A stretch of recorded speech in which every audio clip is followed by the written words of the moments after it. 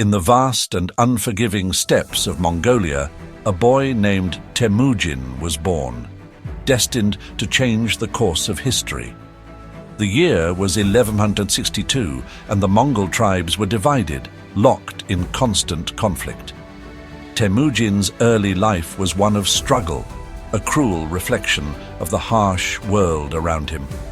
His father, a tribal chief, was poisoned when Temüjin was just 9 years old, leaving his family destitute and vulnerable. But even as his father lay dead, Temüjin's will to survive burned brightly. Little did anyone know, this boy would soon unite the fractured Mongol tribes and build one of the largest empires the world would ever see. Captured at a young age by a rival tribe, Temüjin was thrown into slavery. Shackled and beaten, it seemed like the end of his story.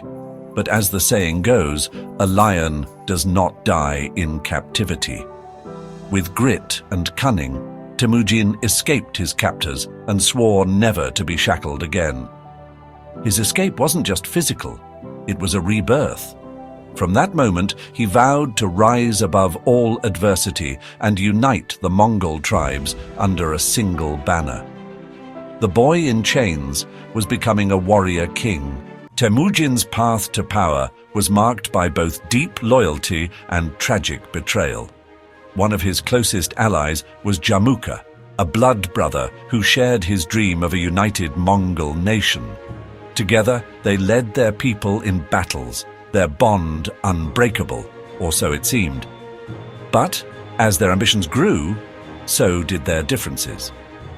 Jamuka believed in the old ways, where the aristocracy ruled with iron fists. Temüjin, on the other hand, dreamed of a meritocratic society where loyalty and skill determined a man's worth. Their friendship ended in a brutal battle, where Jamuka's army was defeated and their bond was shattered. Temüjin emerged victorious, but the cost was high. The death of his blood brother marked the beginning of a harsh and solitary rule. With his victory over Jamuka, Temüjin set his sights on a greater goal, uniting the Mongol tribes.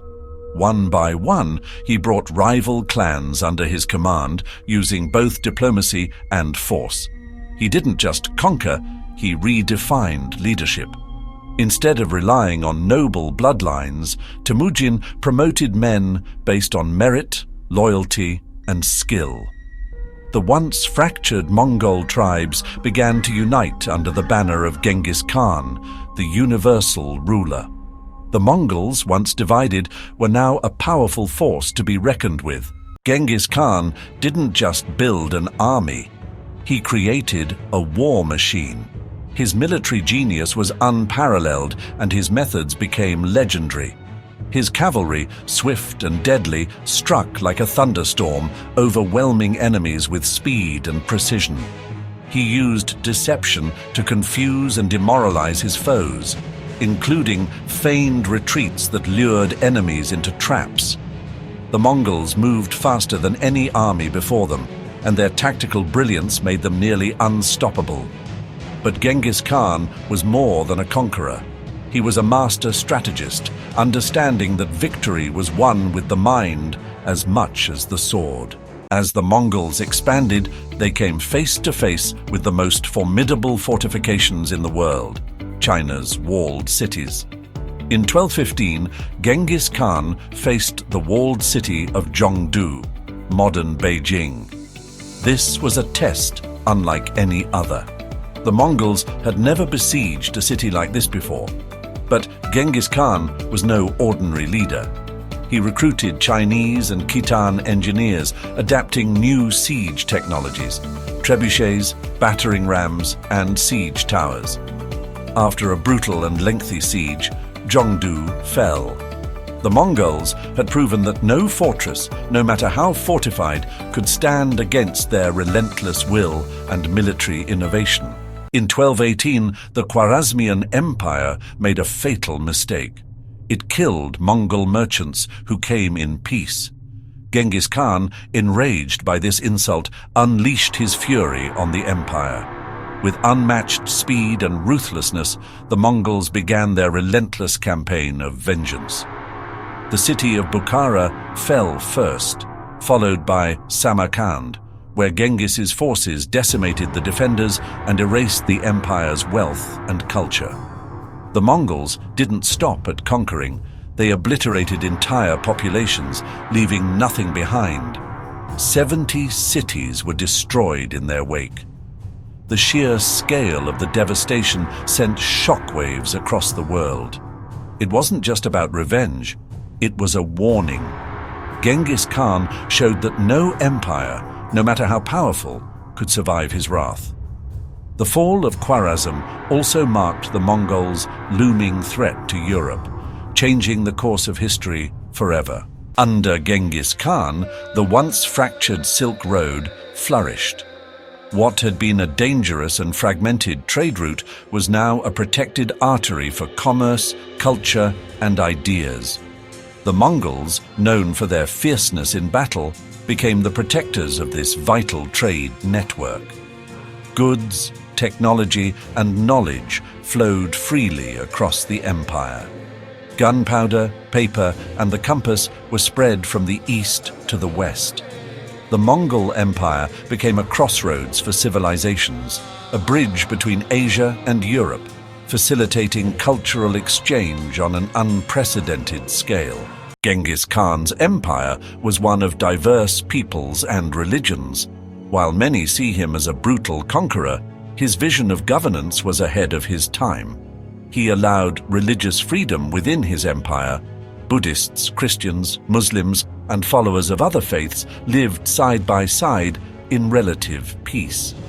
His pragmatic tolerance wasn't born out of generosity alone.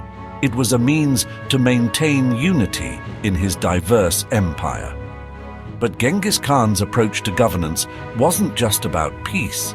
It was about creating a society where trade, science, and innovation could thrive, regardless of religious or cultural background. In 1227, Genghis Khan passed away, leaving an empire that stretched from China to Eastern Europe. His death marked the end of an era, but not the end of the Mongol Empire. His sons continued his conquests, expanding the empire to its greatest size. However, internal divisions slowly unraveled the unity he had forged. Genghis Khan's legacy is a paradox. To some, he is remembered as a bloodthirsty conqueror who left a trail of destruction in his wake. To others, he is a visionary leader who shaped the world's geopolitical landscape. His empire not only reshaped Asia and Europe, but set the stage for the modern world. The Mongol Empire facilitated the exchange of goods, ideas, and technologies across continents. Genghis Khan's influence can still be seen today in the global systems of trade, warfare, and communication that shape our world. Beyond the battlefield, Genghis Khan was a visionary lawmaker. He created the Yasa, a code of laws that brought order to his vast empire. The Yasa promoted justice, loyalty, and merit, ensuring that all peoples under Mongol rule were governed by fair and consistent laws. His reforms stabilized the empire, enabling it to thrive long after his death. The Yasa was progressive for its time, setting a new standard for governance in multi-ethnic societies. The world Genghis Khan left behind was a place where East met West in ways it never had before. His empire bridged cultures, making the impossible possible. It was an empire that united diverse peoples through trade, military power, and a shared vision. But it was also an empire built on ruthless conquests, where the strong thrived and the weak perished. His leadership, driven by ambition, vision, and sheer will, forever changed the course of history. And though the empire would eventually fracture, Genghis Khan's impact on the world would never be forgotten. Thanks for joining us on this epic journey through Genghis Khan's life. What part of his legacy amazed you most?